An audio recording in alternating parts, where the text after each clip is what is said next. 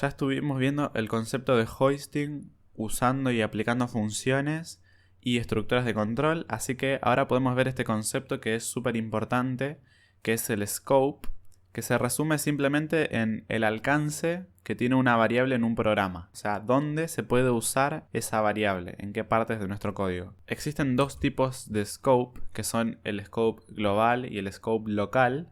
Si una variable tiene scope global o alcance global, quiere decir que se puede usar en cualquier parte de nuestro programa, ¿no? Donde nosotros necesitemos a esa variable, la podemos usar. Y el scope local o alcance local quiere decir que una variable está limitada a un pedacito de nuestro código, no se puede usar en cualquier parte. Hasta ahora nosotros veníamos creando variables globales, por ejemplo, de esta forma, y usábamos esa variable en donde nosotros necesitábamos para crear nuestros algoritmos. Pero ahora que implementamos funciones, si yo tengo una función saludar, por ejemplo, y creo una variable dentro de esa función, lo que estoy haciendo es que esta variable tenga un scope local.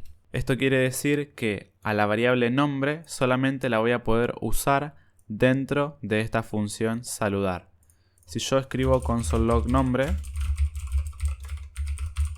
y llamo a la función saludar, me va a mostrar local. Pero si yo intento hacer console.log nombre, esto me va a dar un error de referencia, ¿no? Error de referencia, nombre no está definido.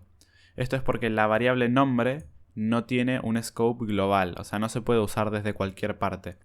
Al estar definida adentro de la función saludar, solamente se puede usar acá adentro. Estos distintos scopes los que nos permiten es tener variables con el mismo nombre sin que hayan conflictos.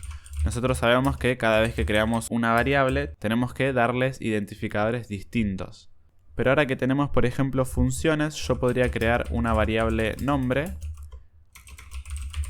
dentro de la función y una fuera de la función, y como ambas están en contextos diferentes y tienen scopes distintos, entonces no tendrían ningún conflicto entre sí. Ahora, ¿qué pasa si yo escribo, por ejemplo, acá console.log nombre y fuera de la función también escribo console.log nombre? Y voy a llamar acá a esta función. El primer console.log, que es el que está adentro de la función, va a utilizar la variable nombre que le quede más cerca, o sea que esté en el contexto en donde la estoy usando.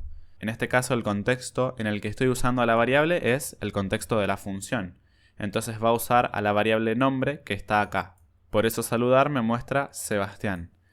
Y el console.log de afuera lo que hace es buscar a la variable nombre en el contexto en el que la estoy usando. En este caso esta es la raíz del programa y estoy usando este console.log nombre en el scope global. Entonces va a usar a la variable nombre que encuentre en ese contexto. En este caso esa variable es esta de acá. Por eso muestra Juan. Siempre JavaScript empieza buscando a la variable en el contexto en el que la estamos usando. Por ejemplo, en este caso, en esta función. Pero si no la encuentra en ese contexto, si no encuentra la variable ahí, lo que va a hacer es ir un paso más afuera, a un contexto más afuera, y buscar a la variable ahí.